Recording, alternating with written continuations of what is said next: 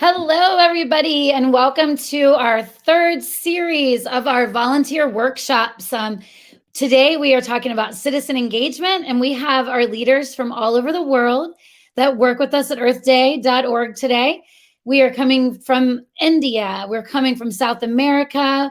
We are coming from Africa. We're coming from the United States. We've got folks from everywhere. So we're really excited to be here with you all and talk a little bit about our citizen engagements and ways that our Earth Squad, all of our wonderful supporters can get involved. And so if we could go ahead and start the show, that would be amazing. And then we'll do introductions to our amazing folks as we get the show rolling. Our mission at Earth Day is to diversify and educate and activate the entire environmental movement worldwide. We have partners all over the world in 190 countries, and we couldn't do it without partners and volunteers like you all. This is the 51st anniversary of Earth Day this year, and we activated more people than ever before in another virtual environment. It's time to continue to restore our Earth and learn how we can engage our citizens every day. Next slide, please. As I said, we've got folks from all over the world with us today. We're super excited to get engaged and get started. So we'll go ahead and head over to the next slide, please, Halsey. Awesome. So the first Earth Day was April 22nd, 1970, and that activated millions of Americans, 20 million from all walks of life. This was a landmark for a lot of different legislation in the United States and all over the world to help clean up our air and water and protect our species. This movement continues every day, and we want to make sure that our supporters and our volunteers are engaged every day, not just on Earth Day, but year-round. Next slide, please. And our theme this year for 2021 is Restore Our Earth. So what we talked about with this was to make sure that we are incorporating green technologies with our natural systems and our ecosystems and our forests, and how we're going to work together to restore all of these populations of our flora and fauna. And while we all were living through a pandemic, and we still are, we're going to restore our health of the earth as well. We want to make sure that we are doing this in everything that we do and every day. During this important age of COVID-19, the pandemic illustrates with a lot of clarity that the planet faces two crises, and they are connected. And this is the global environmental degradation and the connection to our health. It's time to restore our Earth. And we're going to show you ways that you can do that as an engaged citizen. Next slide, please.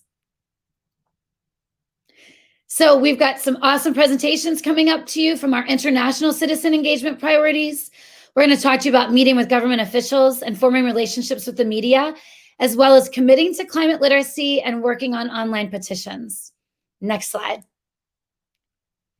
And these are our awesome presenters today. Like I said, we've got Karuna from India. We have Matt, who is our Africa program manager. Rodolfo is leading the way in South America. And Russel is leading our challenge in Middle East and North Africa and all the amazing things we're doing on that part of the world. We've got David Mecker, who's our legislative director, Olivia Altman, our publicist, Jason Guljar, our IT director, and the wonderful Tracy Ritchie, director of education. So what I'm going to do is I'm going to go to the next slide, and I'm going to leave it up to Karuna to talk to us about how we are inspiring our youth. And it does look like we're having just a little bit of a technical difficulty, but we'll have that right back up in no time. And so while we're doing that, I'll let Karuna go ahead and introduce herself, and we could just go ahead and focus on Karuna, and we'll take the rest of us off. Thank you so much, Karuna. Take it away. Thank you so much, Tara, and hello to everyone. I'm not even saying good morning because it is nighttime here where I am, and evening maybe in other parts of the world. But why youth? Why is it that we want to inspire youth? Why is it so important to do so? Can I have the next slide, please? So 1 out of 6 people worldwide are young people. And if you see Africa has a very strong number of young people. So it's important to us. They are 1/6 of our population. And why is it that we need to particularly inspire them? Can I have the next slide, please? So to answer your question, why, there are two main reasons. One is we need to inspire youth themselves because they need to understand that we may have just 10 or 15 years left of life, and maybe our lungs can take all the pollution like we have in Calcutta. But can the youth who are going to live for 60 or 70 more years, or maybe even more beyond that, can their bodies take the bombardment of all the pollution that there is? So let them think and do it for themselves. Let them not do it for us. Let them do it for themselves. They have a stake in it. They should do something for the environment. The other reason is that, youth have great energy. So it is very useful for older generations as well that youth get inspired. If you just saw that picture of Dennis Hayes that Tara just showed you, he was so instrumental in getting the first Earth Day to reach 20 million people. And because he had the energy, many of us who are older may not have that energy. And the other thing I find in youth is they have a certain idealism which gets frayed as you get older. So let's put these people to use. Let's get them to understand that they have to come together and do something for the environment. So how are we going to do that? Can I have the next slide, please? So there are many ways of doing it, but the first thing to understand is that if youth are going to be stewards for the environment, we have to give them compulsory climate education. We have to provide them opportunities where they can show their climate literacy, and we have to give them opportunities to take civic action, to be citizens for Earth right from a very young age. The other thing to understand is that you can't go to youth and start giving them lectures. That is not the way they're going to understand things. A didactic approach is not going to work. We have to think of ways that they get interested in things. So competitions is a big thing. We have this something in India where we ask youth to pledge, and then we have a competition across campuses to see how many youth in each campus do it. Next slide, please. Pathways to Green India is a link. I'll try and put it up for you. It's an ebook that we published where we brought together a lot of the actions that youth have taken all across the world to showcase how we should work for the environment. So whether it is, moving from plaster of Paris traditional images that we have in India, we have a lot of what we call pujas, prayers, where we take these images and we have rituals around them. So how they have inspired their parents to change from those plaster of Paris images to clay ones, so that when they are immersed in water, they don't stay there, but they get washed away as well. Next one, please. My Future, My Voice is something which I'd really like all of you to be a part of and to nominate those in your countries who are doing excellent work. So My Future, My Voice is a platform that we have provided youth across the globe, where we have youth from 82 countries. We have 165 youth from 82 countries already a part of it. These are all youth who have showcased that they are doing something positive for the environment. So why should we let them not talk to each other? It's a great way where they can share their experiences. It's a platform where they don't have to reinvent the wheel, but can learn from each other. So My Future, My Voice is that campaign which we are running. And as I said, we have 82 countries already covered and hope to have 190 soon. Next one, please. When it comes to youth, they are inspirational to their parents. This is from a school in Orissa, one of the states in India, where they have the largest tribal population of students anywhere in the world. So when the students go home, we give them saplings. These are mango tree saplings, so that they can take them back to their villages and persuade their parents to also go green. So it's a connection from youth to adults, and from adults' experience to youth. It's a cycle where all of us come together. Next one, please. So I'm now going to introduce and invite my colleague from Africa, Matthew Leffler, who is manager of the African region, to take you forward on other presentations. Thank you so very much. Excellent. Thank you so much, Karuna. This is a perfect segue. I heard a lot of awesome buzzwords with the introduction via Tara, and also from Karuna just there. So I heard the word movement, activation, and in particular, youth engagement. So in my quick presentation today, I'm going to talk about the power of networking. So if anyone is familiar with the EarthDay.org brand, we used to be known as Earth Day Network. And with the work that my team and I do, as in my staff, volunteers, and partners in Sub-Saharan Africa, a lot of it focuses around the importance of networking. So networking is, it provides the ability to make an impact in the environmental community by starting or building off, the environmental movement. These can be mini movements. It can be, you joining as a volunteer or a partner with the Earth Day movement, joining the youth movement, or working with different universities. It's finding a way to, join groups of people to make change. Networking provides the opportunity to interconnect, to amplify your voice, and to most importantly, make impact. So this could be change your community. It could be achieving your personal or organizational goals, or even going as far as achieving, global SDGs, or even getting funding for your organization. Networking essentially is the process of building relationships, and the strongest relationships are built over time. What networking can do is it can help you identify relevant opportunities. That could mean if you're getting, if you work with tree plantings, if you do cleanups, if you're involved in the youth movement, if you do, education work in universities or at schools, or if you want to join similar like-minded nonprofits in the environmental space, networking will get you there. So the work that my team and I do in Sub-Saharan Africa is, we started this grassroots movement about 2 years ago for the 50th anniversary of Earth Day.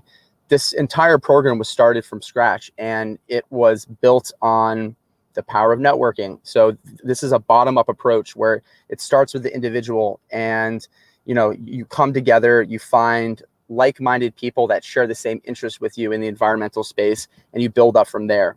So it starts with the individual, and then it can go to organizations, it can move up to institutions, and it can also go all the way up to making connections with government bodies. And you can use EarthDay.org as a platform to build your networks, to share your ideas, and to learn and cooperate with others. So you can see some photos here. These are the people that belong to, our network in Sub-Saharan Africa, and they're all involved in the campaigns that we run year round. So you can see a lot of different photos of groups, not just in one country, but all over. So we have Tanzania, Nigeria, and so on. If we go to the next slide, please. Great.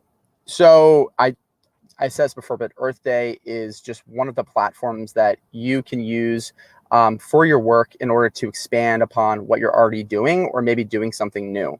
So I provided a quick sort of checklist that you can use in order to get involved, in Earth Day, in the form of building networks. So the first step is signing up as a volunteer. If you haven't already done this already, you can simply go to our website and sign up as a volunteer. We have the link for our Africa volunteers, but you can sign up, in South America, in Asia. You can sign up for different campaigns we have, whether it be education, or if you're into tree planting or regenerative agriculture. We have sign-up links for almost all of our campaigns and regions as well. The next step is to find others, like make a team. Find people that, are friends, that, have like-minded interests with you. And they also don't have to be friends as well. If it's somebody that holds a similar interest level that you have, in regards to, anything related to the environmental field, connect with them and start a team. The next step is to identify your goals. See what similar goals you have and decide which ones you're most interested in. At earthday.org, we provide the playbook or the framework for you. So if you go onto our website, we have tons of different campaigns that aren't just during Earth Day, but they're year round. And we have a series of toolkits. We have a lot of action plans that people can follow. So as long as you have a team on your side, we have the playbook for you on our website. The next step from there is to partner with organizations. I listed a few here that are just good starter ideas. Youth groups, schools, universities, nonprofits, faith-based organizations, women's groups, conservation, environmental organizations, businesses, government bodies. Just find a way to scale it up. It's a bottom-up approach. Start with you, find some other people, and then you find an organization, and you'll be surprised at how your network would grow. This might be the most important step is, establish a channel for communication, a way for you and your fellow volunteers, the people in your network, the organizations you work with, to have a line of communication, not just email or text, but maybe make a WhatsApp group or, find a Facebook group or start your own. We have a lot of different social media platforms at Earth Day. They're regional, they pertain to different campaigns. That's a good place to start to see what we're posting and see what other people are following that as well. And we encourage people to follow we encourage people to make their own, social media channels or WhatsApp groups. The next step would be hold regular meetings and to start planning. You could be planning an event. You could be finding a way to fundraise to get money for a project you're doing. The more people on your side, the better. And if you hold regular meetings, you're going to keep your network hot. You're going to keep, everyone engaged and communicating. And, that's a really important step here. I mentioned social media before, but that's a good way, once you have a strong base of people on your side that are working on a particular project or a campaign, you can find ways to reach out to people, and do this in large volumes. And usually the best way to do this is social media. The next thing is to decide, what event you want to hold and start planning. Again, this doesn't have to be an Earth Day event in April. It could be something before, during, or after. But, finding ways to culminate, all your hard work into, a product, which could be an event, is a good way to spark energy, to show that you're actually implementing something, and hopefully making impact to your community. So we sent some links out for some of the toolkits that our Africa program has. We have the volunteer link to sign up, and also our Facebook page as well. So I encourage all those in Sub-Saharan Africa, even if you're not and you're just interested in the region, please give us a follow, sign up as a volunteer, and get involved in our work. So thank you so much. I think we're going to move on to the next slide, the next speaker. So next we have Rodolfo Ropo Beltran. He is our Regional Director of South America.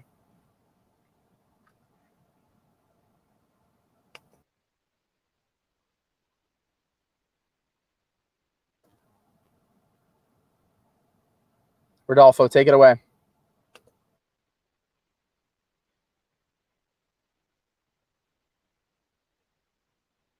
Rodolfo, if you're there, you please feel free to chime in. As a reminder, we've got a lot of great links in the private, we've got a lot of great links that we're sharing. So please be sure that you're signing up for our emails and signing up to volunteer. We did have a question earlier too, and actually it was directed to you, Karuna. So if you don't mind, Karuna, someone wanted to know, what is the age range for the youth who can get involved in My Future, My Voice? And you're on mute, Karuna. So we have people who are as young as 8 years old, and the age range is up to 30. And we're so proud of the fact that 5 of our My Future, My Voice youth ambassadors, as we call them, have just been awarded the Diana award. So we are so proud of that. They are remarkable people. If anybody needs any more information, they can write to the Office of Regional Director at earthday.org. And we'll be happy to send you all the information on My Future, My Voice. Thank you so much, Karina. And we did share a link for My Future, My Voice on there, so feel free to reach out to Karina directly. Rodolfo, can we, you want to test your microphone? Can we hear you now? All right, we cannot hear you, Rodolfo. So I think what we'll do is I will now go ahead and talk real quick, Rodolfo. Hear me Okay. now? Hello. We can hear you now, Now Rodolfo. you can. You're loud and clear, buddy. Say, Take it away. Yeah, welcome to all our friends and citizens of the world, because this is civic engagement for the world. I am from Earth Day in South America, building participation and engagement. There is a difference, participation, engagement is more than participation, is being in touch with all your leaders, local, even of all levels of government. And I just wanted to share with you successful experiences that we had with our partners and our volunteers. You see, the main step for a green productive change of value change is education and literacy. So that is about it. Next, please. Yeah. In the next slide, we have what we call the 6 levels of communication and interconnection. This is very important, you see. Even if you go to governments, there are presidents, ministers, all share public, of course, public information. But even you have subnational governments, is the governors and majors, which are very important, but also local citizens leaders. So in this next slide, we have regional, like the CELAC, CLAT, ILOS in South America, and the JEF. And also we have local actors, native indigenous communities that are very important if you are not with them. And I was recently in an Amazon forum. All they ask is to be interconnected.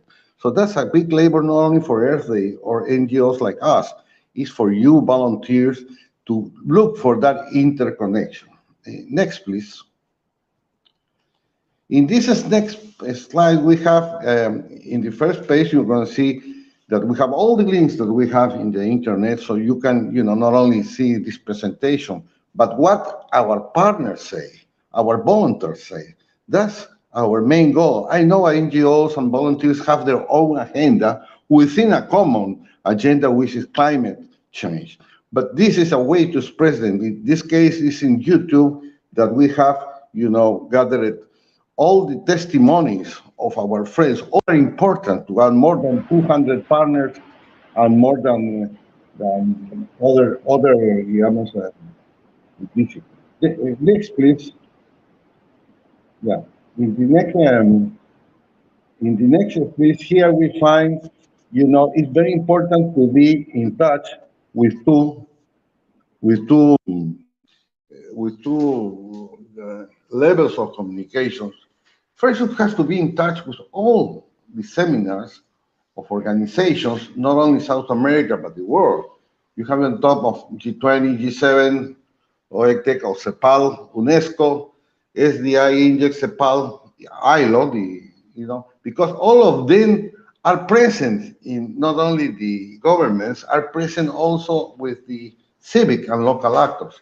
And as well, we follow up with press, which is very important. I mean, if you have a 0, you have a 1, and you have a 0 to the left, it's nothing. But if you have that after 1, that is what is media contact. You have to know yourself, not only traditional media, but also they are specialized.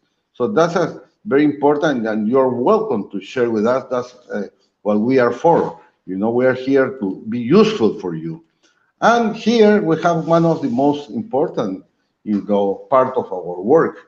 These are actual experiences, all ages, all authorities, even mayors, presidents, and this is one of the messages we love more, in which inclusive community in Brazil, right, as a message. So we visit, all of them are important. So feel free to be a volunteer and share our cause. It is really rewarding, and you can count with me and the emails that at the earliest convenience. Thank you so much. You all have a great day. I want to introduce my next colleague in the forum. Thanks.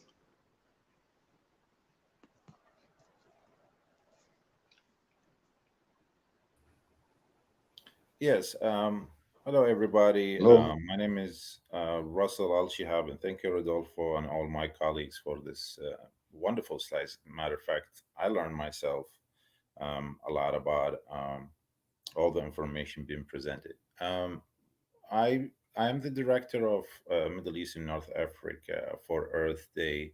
Um, in fact, I started with Earth Day back in 2010 as a volunteer.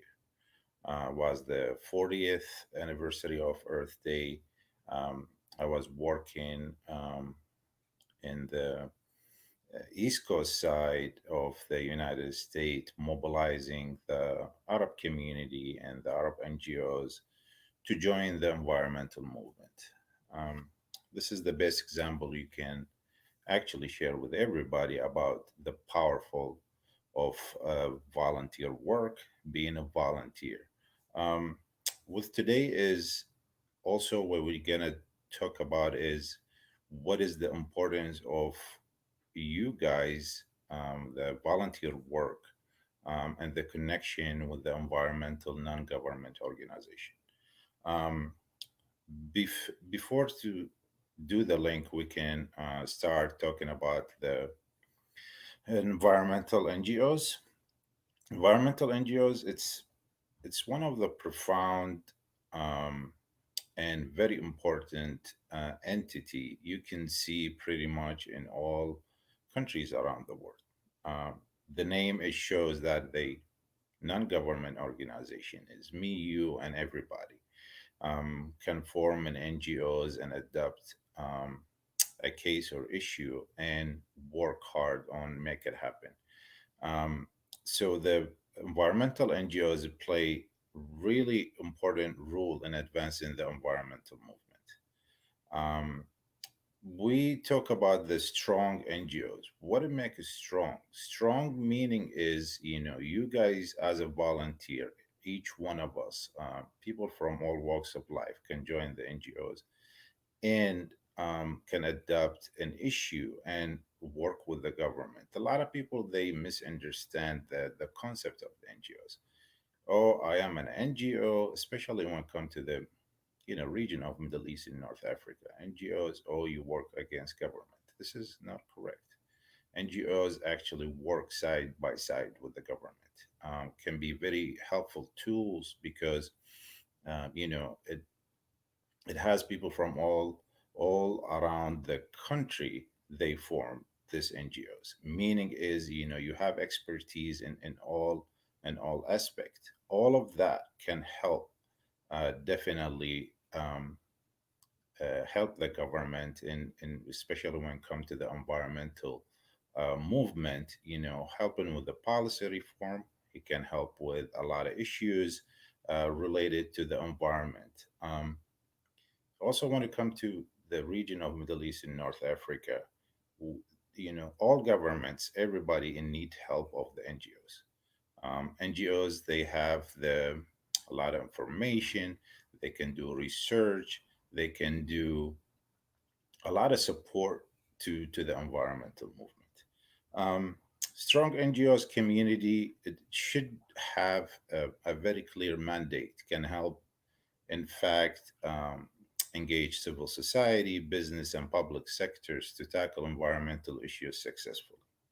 The environmental non-government organization can play a critical role in helping to plug in gaps by conducting research to facilitate policy development, building institutional capacity, and facilitating independent dialogue with civil society. What does that mean? That means the NGOs could be the bridge between the government, between um, any entity working in that country and the people. So here is a come the link of the volunteer. Each one of us, and we should, in fact, seeing all the climate change in the Middle East, all the desertation, all you see the heat waves. Was looking the other day, and a friend of mine in Iraq, and he said the temperature is more than 50 Celsius, is around 100 some 110. This is not normal. So we need actually to put our hands together, um, join our Earth Day teams all around the world, and um, work together to fight this serious climate problems. So the volunteers could play a really important role and connect with the NGOs. Don't say it's a volunteer work, I won't get paid and stuff. This is your country, this is your world, this is, you only have one earth. So put your hands, go volunteer like I did, and I will never regret. I was new when I started with Earth Day. I wasn't have enough information about the environment. Look at me today. After 10 years, I'm running the program for Earth Day for the Middle East and North Africa very proudly. And if there is any chance to volunteer again in any aspect, I will just take it without even think about it twice. Um, we also have the importance of NGOs by lead the efforts of spreading environmental awareness, civic engagement, and also advocating for sustainable solutions. We all connected, and my colleague Rodolfo also was talking about the social media. We all connected through social media, and NGOs can play a very important role in spreading awareness in um, adapting um,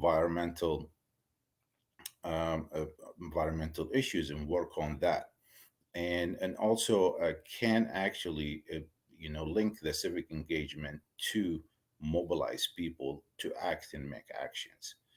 And all of that for one reason: sustainable solutions. We all need it. It's not an option anymore. Probably 30 years ago, but now there is no option. We have to look at the environment and find solutions. Um, and we mentioned about the biggest help could be to the government and NGOs. They also connected with people that you can find them pretty much everywhere. And in your I would say village, there is NGOs. There is, in big cities, small cities, rural areas. My only advice, and one advice, is to try to find your local NGOs. Um, Try to connect with them. If you can volunteer 2 hours of your time, that can make a difference, especially when it comes to the environmental movement and advance that very important movement around the world. Um, I think I would share one of the very successful NGOs started in Lebanon. It's the Arab Forum. Um, Probably my colleague can present that link down there. It's one of this. It's just a quick example to see to show you guys how important this NGOs.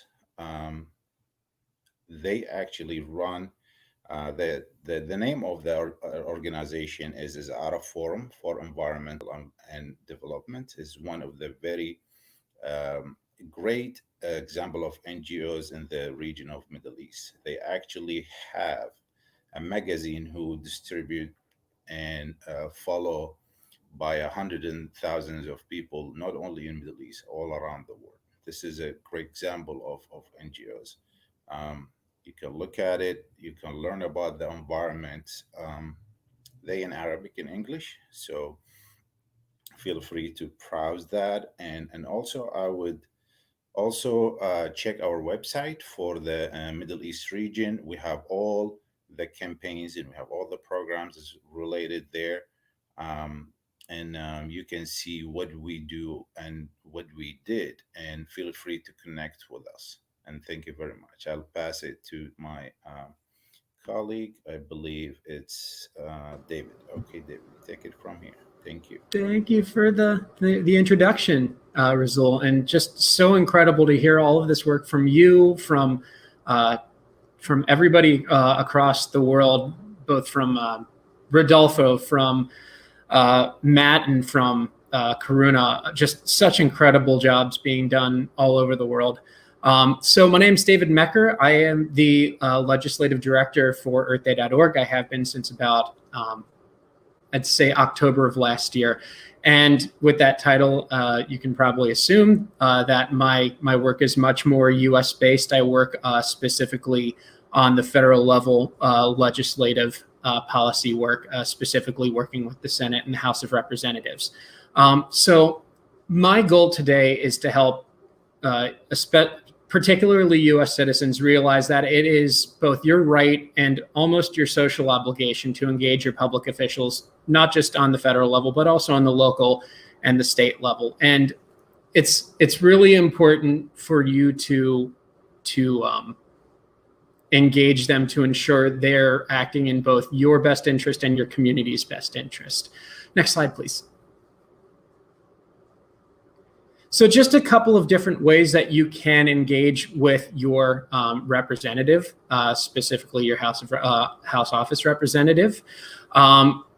Two, if you're working as an individual, that work best are going to town halls and going to parades and public events. Lots of these events, including town halls, are actually usually very well publicized by your office member, your House member. And it's very, very simple to track where they're happening. And there's not even typically a sign up. You can just usually show up and take an open mic and just give them a piece of your mind on what you think they should be doing to act in your best interest. Today's focus is going to be more on action on Capitol Hill. Typically, this is best done as part of a larger group. Next slide, please. So when you're looking to set up your meeting with your House member, typically, obviously, if you don't know them yet, the first thing you should do is go ahead and look and search for your House member. And you can find that very simply at www.house.gov. Up in the right-hand corner, top right-hand corner, you'll be able to find a link to put in your zip code, and that'll help you find who your representative is. And so going from there, with restrictions being lifted, COVID-19 has clearly made it a little bit more difficult to get in touch with your congressperson, but now staffers are starting to go back into the office and field phone calls from their constituents. And this is the way that you're going to want to get in touch with the scheduler in their office. Typically, you'll get a phone call, you'll get on the phone with an intern, and you will be able to ask them for the scheduler's email. Best thing to do is just make sure that you introduce yourself as a constituent, and also say that if you're going to be working with us, say that you're calling with an environmental nonprofit called EarthDay.org. Once you get the scheduler's email, you give the same information in an email, and then you just ask for a specific day and time and say that you'd like to discuss environmental and educational issues if you're, again, working with Earth Day. The scheduler will likely inform you that the member themselves will not be available to take the meeting, and that is perfectly fine because they have a very well-equipped staff that's going to be able to take your time. Typically, it'll be about a half-hour meeting. Next slide, please. So what's really important to have to go into your meeting is first have a printout of all your legislative asks ready to go in before you are in the office. When you go in and you sit down with your members, staffer, just make sure you keep introductions short. Like I said, very, very likely that your meeting will be about a half hour or less when you actually sit down with them. It's typically very, very packed days. So it's usually best to limit your time introducing yourself to 1 minute to 2 minutes per participant. But while you do want these to be short, you do want to have establish a very good rapport and establish your ties to your members' district. So example, I'm originally from Cincinnati, Ohio.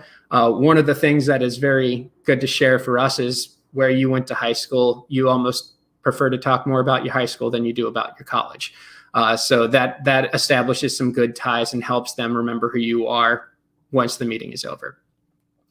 So when you continue into what you're actually asking for, best thing to do is give them the handout, because they always appreciate the leave behind, but also just go ahead and kind of go through line by line what you're asking them to go through. So for example, typically when you have one of these printouts ready to go, you've got about a list of 5 to 6 bills that you may be asking for them to either vote yes, vote no on, to co-sponsor, and then eventually to get to the president's desks.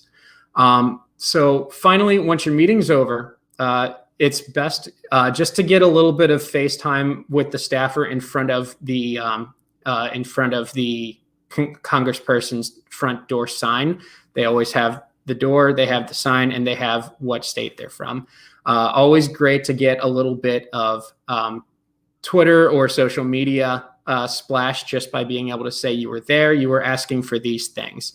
Finally, about a day or so afterward, it's really great to send a good thank you note / email, just to stay fresh in their mind, to remind them what you'd really like them to do, and just talk about how good of a time you had meeting with them and what a good connection you've made. Next slide, please. And now I would love to introduce you to our wonderful publicist, Olivia Altman. She's going to be talking about forming relationships with the media. Hi, thank you. Yes, so I'll be talking about generating media and forming relationships. These are really important things to get your message out into the world. So first, when you start, you have a message, you want to find the right reporter. The number one thing you want to do, which is really important, is to do your research. You don't want to just send to a mass list of reporters. You want to make sure that the person that you're reaching out to and you're spending the time getting to know and spending the time pitching is actually going to be interested in what you have to say and about your message. And it's really important to, when you're looking for these people to, read their work, and also when you're looking for contact info, I often, if you don't have access to like a PR software, they often have their email or their contact info right in their Twitter bio, or even often on the website that they are writing for, or, their producer on, to get their direct contact info. The next thing in your research, of course, you should already know what the reporter covers.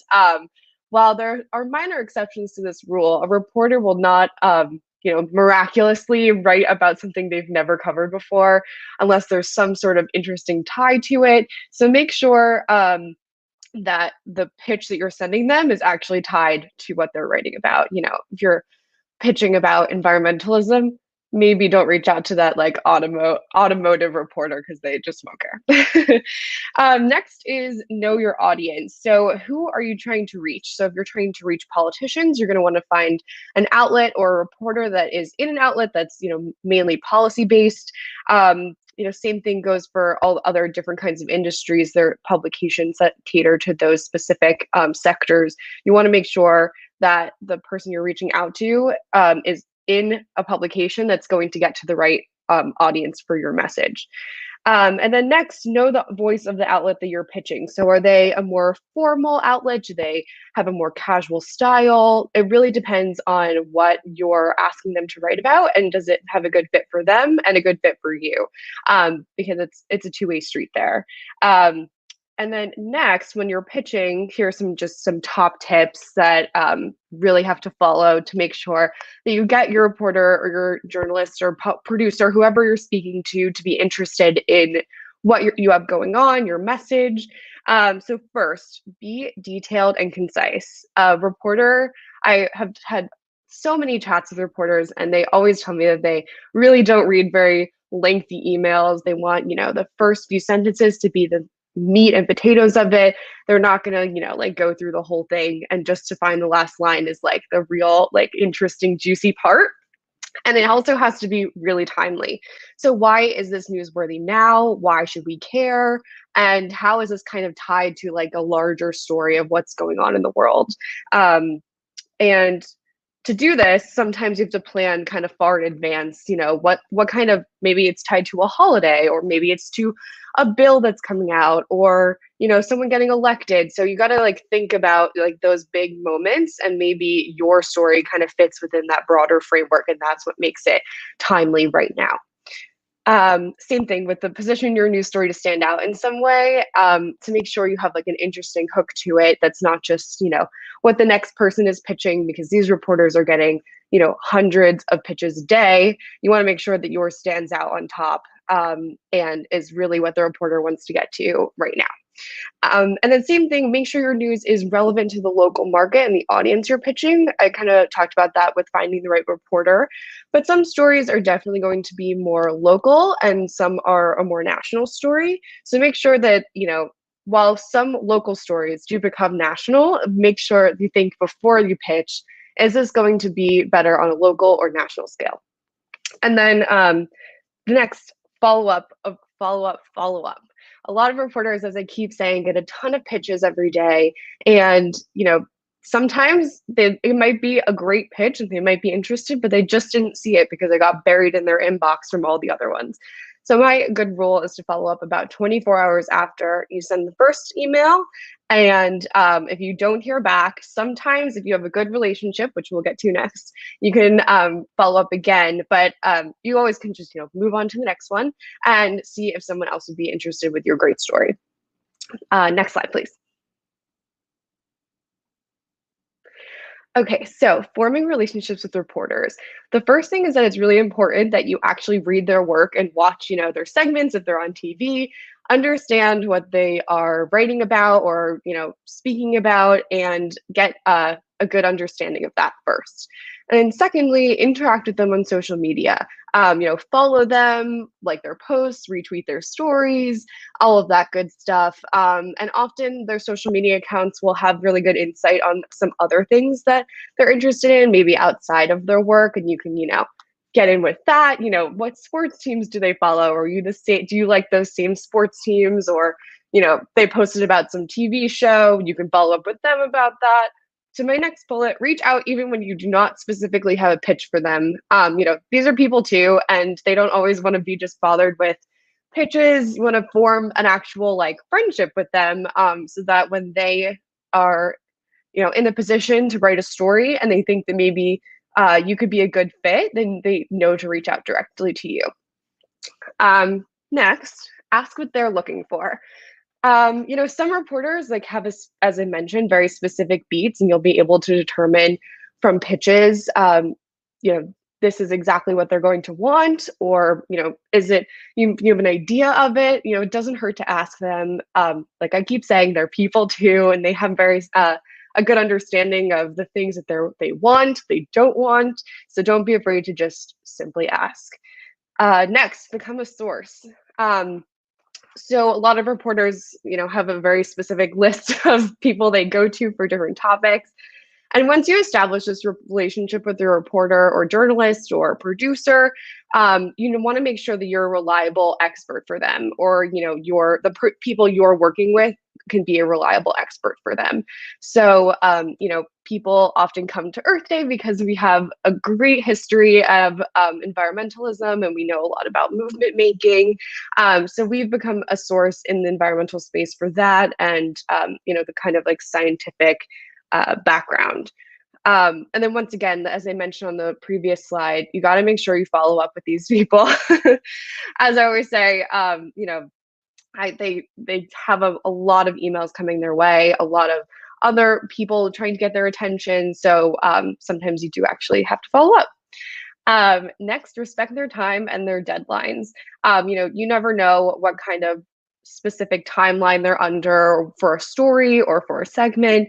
And specifically when you have those kinds of stories that you could plan far in advance, it's really important to reach out earlier rather than later, so that if they really like the story, they can work it into what else they have going on. Next, be personable. As I've said before, they're people too, and they get a ton of outreach, and you want to try to stand out. And like I said about social media, sometimes you can reach out about, things that aren't specifically related to press or pitching.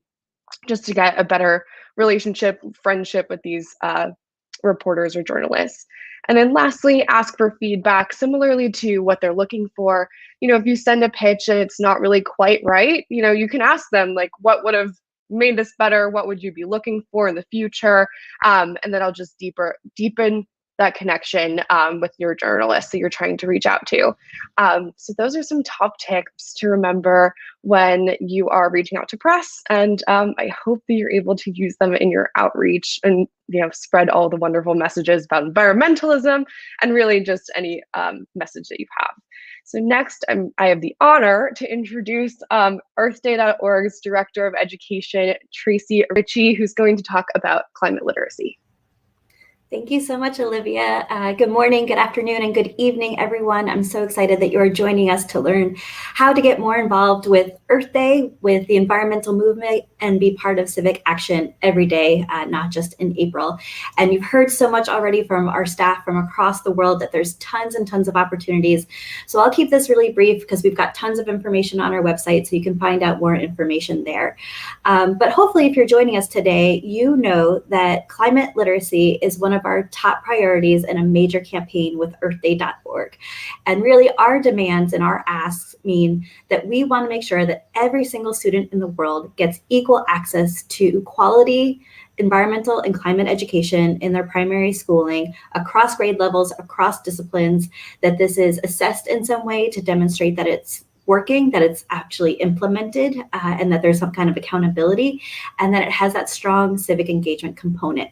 The piece that we really want to emphasize is that this is not just a science topic, climate or environmental issues, and that it's not just the science teacher's problem to implement this in our schooling. So we want to make it across disciplines, and that there's that practical application of this kind of content. So when we are especially working with our younger learners, when we tell them more about climate change and the environmental issues we're facing, this massive heat wave that most of the world is seeing right now, that we are providing them with some skills and some tools to take action so they don't feel hopeless and helpless when they get this information, that they know that there's something that they can do in their community to build community resilience to tackle the climate crisis. So that's what our main climate environmental literacy campaign is all about. And there's so many ways that you could take action to help support this campaign.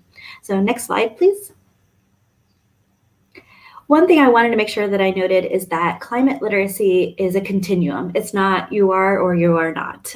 It's always building on information. We're also constantly learning new information about our climate systems and the impacts that they are having on our world and the impacts that we are having on our climate systems, and that we're constantly learning across our lifetime. So it's something that we want to build and grow across our lifetime, and it's not just one class that we're going to take in high school and all of a sudden be climate literate. Unfortunately, it does not happen like that. So we're constantly finding new ways and new topics to address climate literacy, and we have tons of resources on our website to help you do so. All of our resources are free and web-based, so they also can be translated within our browser. And these are not just content and lesson plans for educators, but advocacy packets and teach-in toolkits to help you implement some of these practices in your community. And we want to make sure that community can really be defined in any way that you feel appropriate. The pandemic has shown us that we can really grow the definition of a community to be a virtual or digital community from people across the world. It could be your family around the dinner table. It could be a classroom. It could be a faith congregation. Any kind of community can come together to talk about these issues, and we hope that you do so. So one thing that you could do right off the bat is to join our climate and environmental literacy campaign by going to our website and signing the petition. If you're part of a nonprofit organization, we also invite the organization to come on and be part of that voice of on-the-ground grassroots work that's making this all happen. We also have a communications toolkit that if you want to bring climate literacy more into the vernacular, more into the conversation, we've got ways and tools for you to do so. And the biggest thing about climate literacy is that we just need to be having these conversations. So what EarthDay.org is doing is we are at international meetings and UN level summits to make sure that we are advocating for you, for students, to make sure policy changes to ensure we all have climate literacy. But we also need you on the ground every day having these conversations. Again, your dinner table is almost as important, or I'd say more important, than the UN level meetings with leaders. We all need to be having these conversations. We all need to understand why education is such an important part of addressing the climate crisis. And the more we talk about that and the more we come up with community solutions together, the more feasible it's going to be. So we've got lots of resources on our website to help you do that. Again, just having these conversations, like David mentioned, it's not just talking at the federal level with our national leaders or minister level, but your local school board, your county commissioners, your mayors. Everybody has a vested interest in a healthy education system. So those conversations are worth having as well. And again, host your own events. Have a virtual teach-in, have a meeting at your school or on campus or in your faith institution, wherever you want to have these conversations. We've got resources to help you do so. So I'll leave it at there because I know we're running low on time and I think we want to take some time for questions. But long story short, you can email us at education@earthday.org and we'd love to help you get in touch with our resources, see what works best for you and how you can use those resources with your community. And from there, I think I am turning it over to Jason Guljar, our IT director, a man of many hats, who's not just going to tell you about technical issues, but also how you can craft a compelling message and start a petition of your own. Jason. Thank you, Tracy, and thank you everyone who's preceded me for your excellent presentations. My name is Jason Guljar, and I'm the IT director for earthday.org. I'm here today to help volunteers learn about how the petitioning process and how to craft an online petition to wage some successful campaigns. Over the last decade, the use of online petitions have been able to drive highly successful campaigns for a wide variety of causes in the advocacy space. They are an essential tool for anyone from everyday citizens to nonprofit organizations. And with that said, when writing a petition, here are some steps to follow to help make your campaign successful. Whether you're targeting a institution or an individual. So one of the main goals to keep in mind is that you want to craft a compelling message. That's like the overarching theme. Then it comes down to just writing a short headline that will grab attention and create a connection between you and the petition and the activist. Then you want to write a summary that either demands or requests change and tells people why they should sign your petition. And the last step would be to keep your petition short from 150 to 200 words and break up the copy in the petition, including pictures and bullet points. Going a little bit further into writing a petition, as far as the headline is concerned, it's important to grab attention. And here's some other points you can keep in mind, which is to when you write in the headline, you want to state the solution you want to state the problem and the solution in the headline, and then use words that are urgent, like now or act now. So that's when you're writing a headline. Also, when framing your cause in a headline, you should also think to whether you want to use language that demands change or requests change. When petitioning a government or company, you're more likely to be successful if you use language that demands change. But sometimes demonstrating a willingness to work with your target will require less harsh language, like requesting, working with them. So not demanding, but requesting change. When you're writing the body of your petition, your tone can set the expectation that can influence your supporters. So it's important not to be too negative, but while also emphasizing the positive action that can be taken. And next slide. So 3 other things you can keep in mind are the words stop, start, and now as you're writing your petition. You can, it will immediately focus the attention of your supporters, and basically, when you think of stop, you want to think of what actions need to be halted, so that what you want people to be aware of. and then start, what can we do instead? And then the urgency of now, what benefits can be achieved immediately. And then to wrap things up, it's always good when you're writing petitions to be visual, to use videos and photos to help get your point across. And with that said, I guess we'll open it up to questions. Awesome presentation. Let me thank everyone again from all over the world. We have an amazing group of colleagues at earthday.org. But we couldn't do any of this without our volunteers and our partners. So again, we want to remind you to become an engaged citizen today.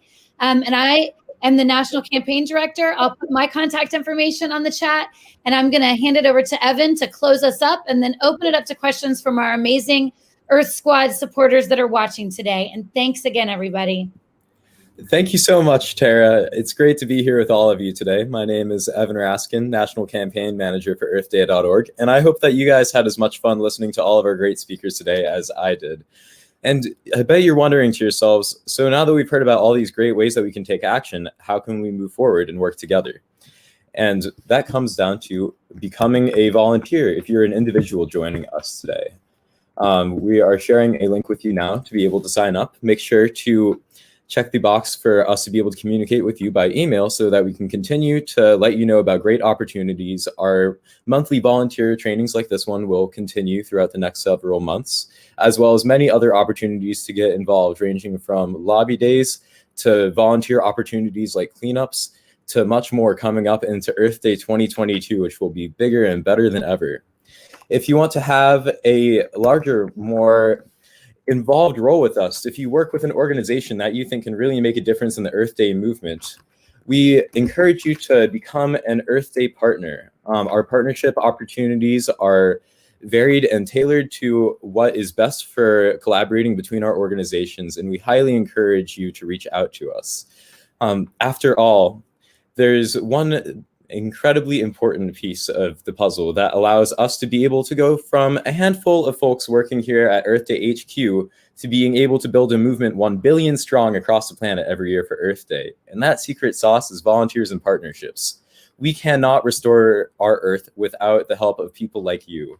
And I can't wait to continue to work with all of you to build that sustainable, equitable future for the one planet that we all share.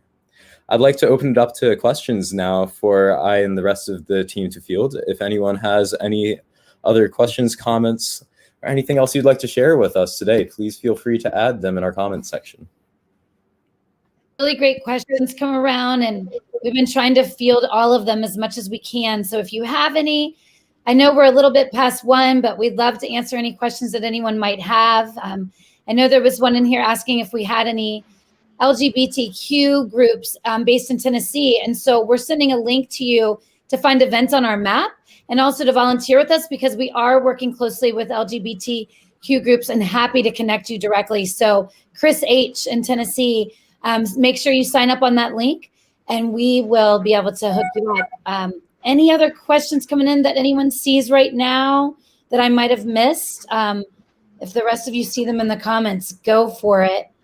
I know there were some questions for you, Karuna, about My Future, My Voice. You answered that one earlier. So does anyone see any other? How exactly can I join the My Future, My Voice campaign? So we sent that link, but did you want to elaborate on that, Karuna?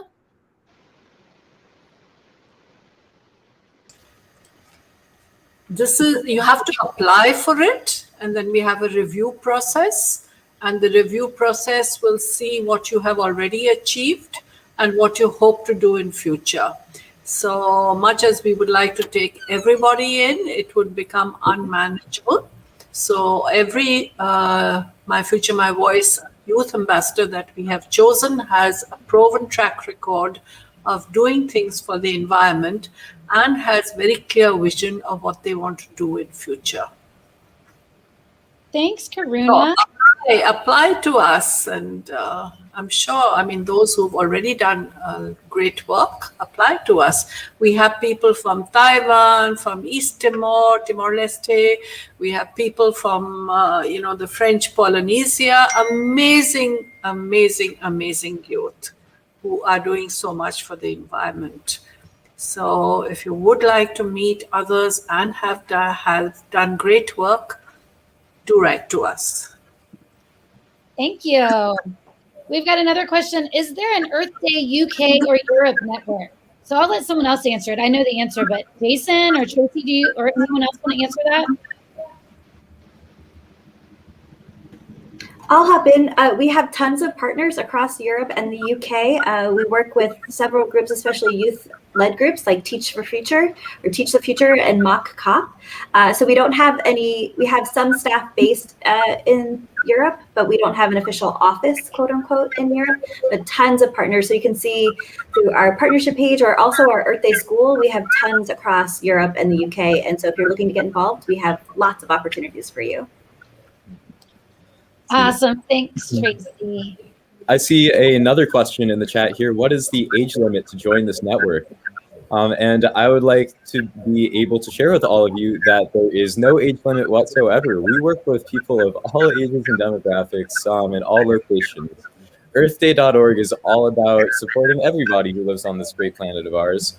And we have found that it's really in age 8 to 80 and beyond. And I mean, really everybody. Some of our best supporters come from our youth and senior demographics.